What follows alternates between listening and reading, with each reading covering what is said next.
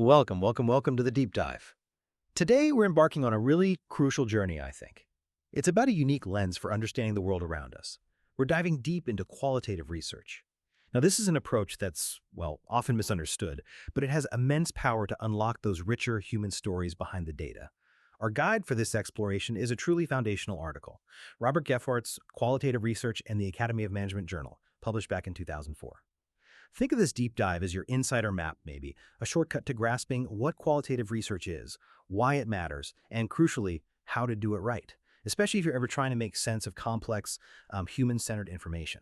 And the context here is key. Gephart's piece comes from a real powerhouse publication, the Academy of Management Journal, or AMJ. Now, this journal doesn't just, tolerate qualitative work. It actively champions it. They celebrate award-winning papers that reveal deep, nuanced insights, sometimes even beautifully blending methods. Yet Gephart points to a common challenge. Many brilliant researchers, they have this incredible data, but they struggle to fully realize its potential. Often because, well, their training leans heavily quantitative. So consider this your essential mini-tutorial, designed to empower you. It really is a privilege to unpack such a valuable resource. Gephart was actually invited to write this editorial column. It was by the incoming editor, Sara Rynes and Tom Lee, specifically because of his deep expertise. I mean, he's an award-winning reviewer and a renowned qualitative author himself. So he really knows this stuff. What's fascinating about this article is that it truly is a goldmine. It's just packed with observations and very practical suggestions gleaned from years of firsthand experience. And it's all aimed at enhancing the quality of qualitative research. But it's crucial to understand this isn't about rigid formulas, not at all. As the scholar John Van Manen wisely put it, there are probably rules for writing the persuasive, memorable, and publishable qualitative research article, but rest assured, no one knows what they are. So this piece and our discussion today, it's more about inspiring and informing, not dictating some kind of one-size-fits-all approach. Okay, let's unpack this then. For many people listening, qualitative research might just sound like, gathering words or doing interviews. But what is its true superpower? What do people often misunderstand about it? That's a great question because, it's so much more than just words. Leading scholars like Denson and Lincoln describe qualitative research as a multi-method approach using an interpretive, naturalistic lens. What this means, basically, is that it focuses on the qualities of entities, the texture, the depth, the meanings, and the processes that unfold naturally in real-world settings. So instead of just measuring things from a distance, it tries to understand phenomena by getting close, often looking at how the people involved actually make sense of their world. Right. So if quantitative research is like that satellite view, giving us broad patterns, is qualitative research more like being on the ground, talking to people, understanding the texture of their lives? And if so, how do we make sure that ground-level story is still robust? Precisely. You've hit on a core distinction there. Qualitative research addresses how social experience is created and given meaning. It produces these rich descriptions that make the world visible in a really deep way. But to your point about robustness, its inherent flexibility and emergent character, meaning it often kind of evolves as you do it, that makes it particularly difficult to pin down. It demands highly contextualized judgments, and frankly, an openness to unanticipated events. Now, this isn't a weakness, not at all. It's a strength, allowing it to embrace complexity rather than trying to force it into neat boxes. Okay. And to contrast, quantitative research typically emphasizes measurement and statistical analysis of causal relations among variables. If we connect this to the bigger picture, quantitative is often hypothetico-deductive. You start with a hypothesis and you test it with numbers. Right. Qualitative, on the other hand, is generally inductive. You start with observations and build theories from the ground up, and it's deeply interpretive.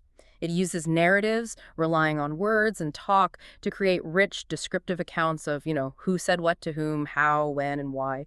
It aims to explain observations with substantiated conceptual insights, showing how theories operate in specific cases by building concepts from people's actual concepts and use. That's fascinating, the difference in focus. It really is.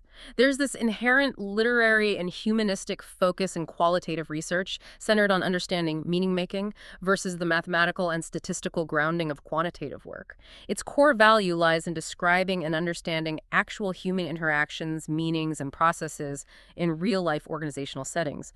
A vital task, frankly, often neglected in organizational research. It helps rehumanize the research. Rehumanize, I like that. Yeah. And a crucial clarification here. Qualitative research involves both data collection and data analysis. It's important not to confuse simply quantifying qualitative data like counting word frequencies with qualitative research itself. When you quantify qualitative data, you fundamentally change its nature. You move it into a different realm of analysis altogether. That makes so much sense. So if we're exploring these deep meanings and processes, it sounds like our theoretical assumptions aren't just, academic window dressing, right? Mm-hmm. They must fundamentally shape how we even look at the world. Oh, absolutely. You've hit on a critical link. Gephart makes it really clear. Researchers absolutely need to use methodologies consistent with their theoretical assumptions and aims. He outlines 3 primary theoretical perspectives, which are essentially different pairs of eyeglasses, if you like, through which researchers view reality. And your choice here fundamentally dictates what you even consider truth in your research. It's that fundamental. Okay, so what are these different lenses? All right, first we have positivism and post-positivism. Now, these perspectives assume there's an objective world out there, a truth to be uncovered, even if probabilistically for post-positivists. Researchers from this tradition often focus on testing or falsifying hypotheses. Of traditional science, kind of. Kind of, yeah. But a common pitfall Gephart highlights is when qualitative submissions from this camp try to mimic quantitative techniques. They struggle to show how their qualitative associations can truly evaluate hypotheses in a rigorous, systematic way without, coefficients and stats. For example, some discovery-oriented studies might fit here, but they need to be really clear about their empirical approach. Grounded theory, for instance, which was designed for interpretive work, often gets misapplied here. I see. Okay, what's the second one? Second, there's interpretive research. This lens assumes relativism, that reality is local, it's intersubjectively constructed. The goal here is to understand the meanings people use. It's about deeply understanding the actual production of those meanings and how they influence understanding. So getting inside people's heads almost. In a way, it's about inductively building concepts directly from the concepts in use by the people you're studying, often through what Clifford Geertz called thick descriptions of their talk and actions. An award-winning paper by Isabella looking at organizational change is a fantastic example of this approach. Okay, thick description. And the third, finally, critical postmodernism.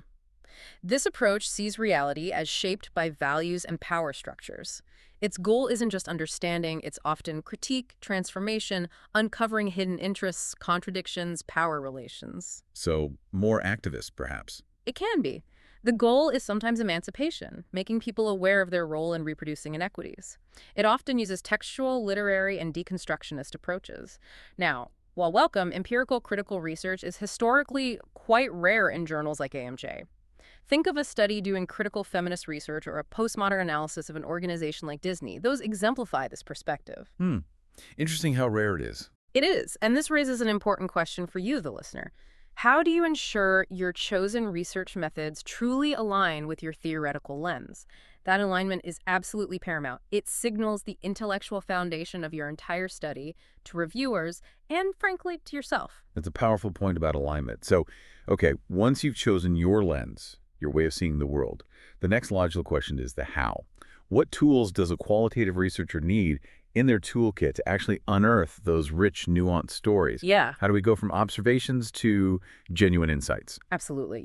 Qualitative research demands qualitative methods. You simply must show what was done and how your observations were transformed into data, then findings, and ultimately insights.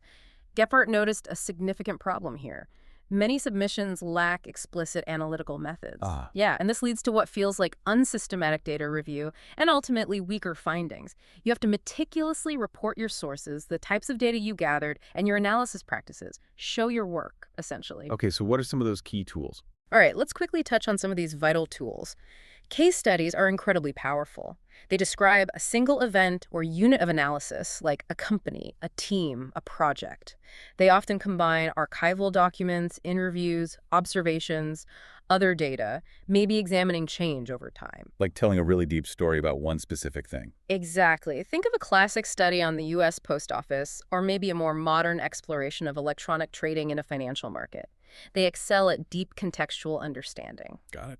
Then we have interviews. Now, these are much more than just casual chats. These are situated, face-to-face interactions designed specifically to uncover meaning.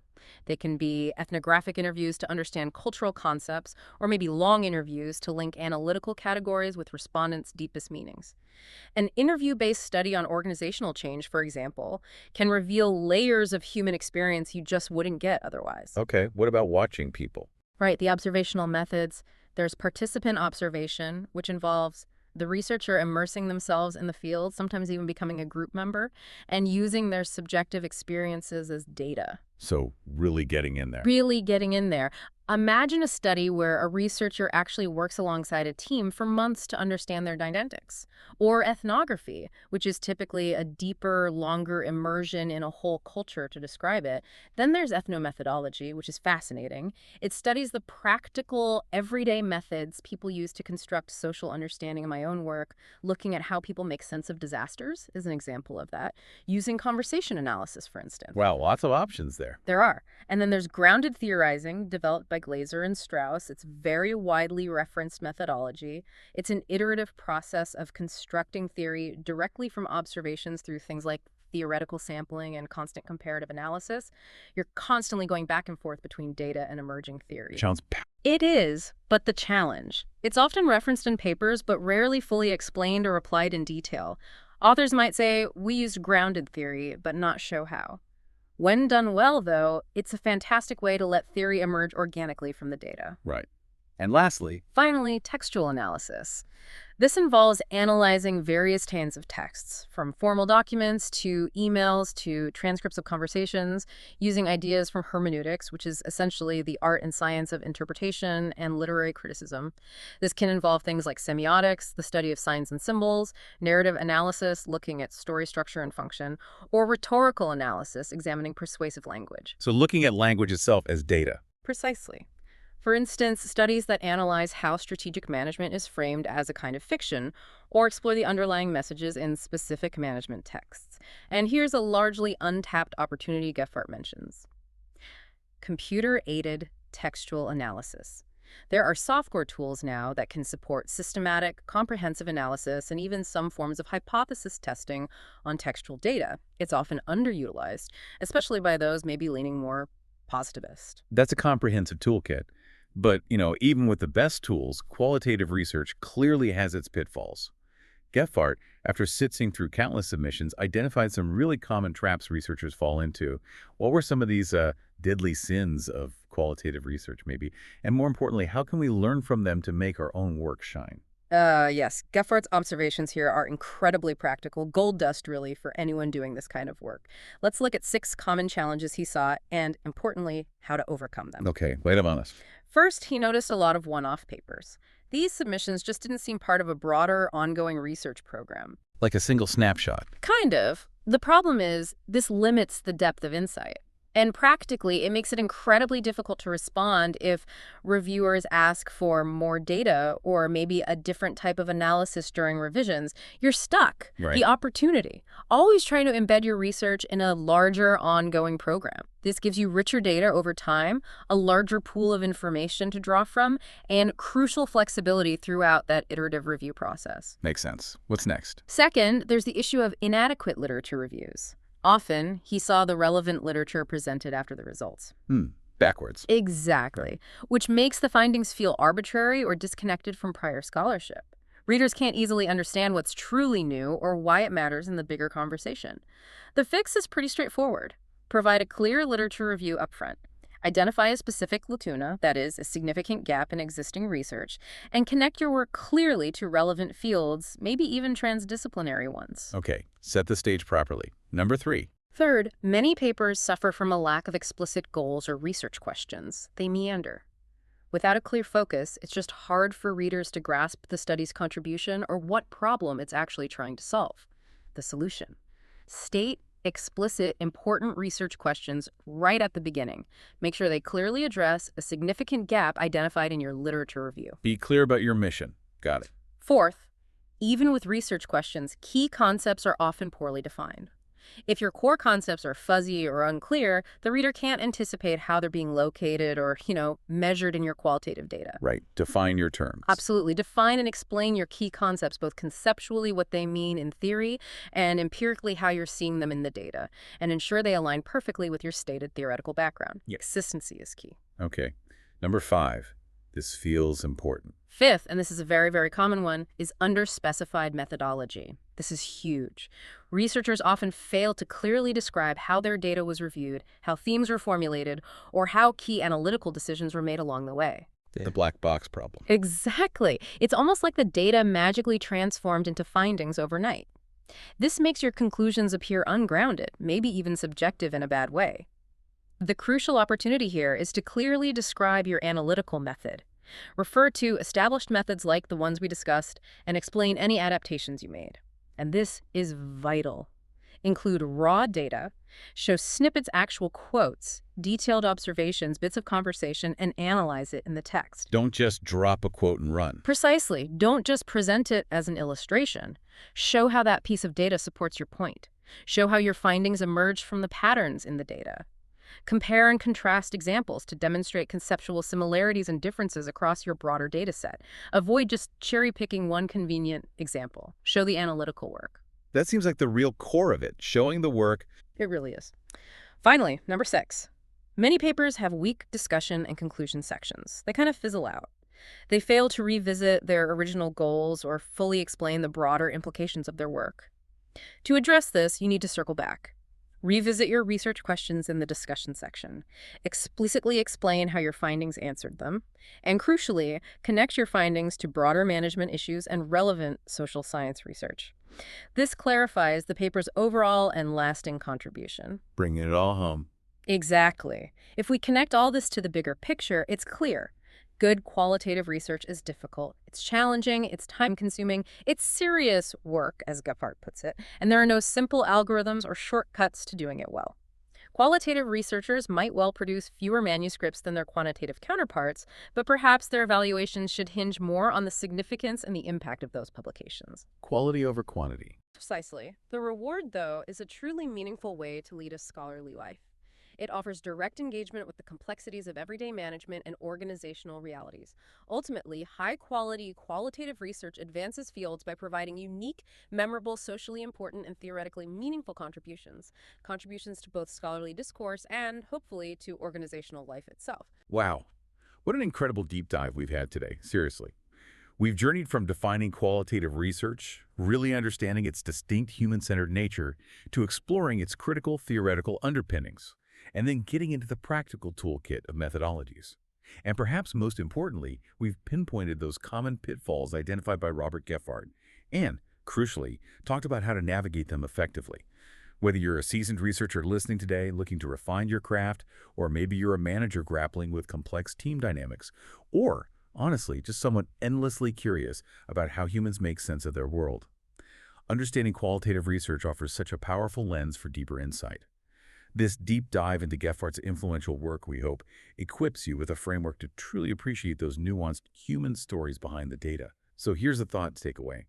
As you go about your week, consider a complex situation you're currently facing, perhaps at work, maybe in your community, could be anywhere. How might applying a qualitative mindset, really focusing on the meanings people ascribe to things, the processes unfolding beneath the surface, and the stories being told, how might that reveal aspects that purely quantitative data, numbers alone, might completely miss? Think about how understanding those deeper human experiences could change your perspective, maybe even change your approach. Thank you so much for joining us on this deep dive. We hope this has equipped you with a fresh perspective and some truly valuable tools for making sense of the fascinatingly complex world around you.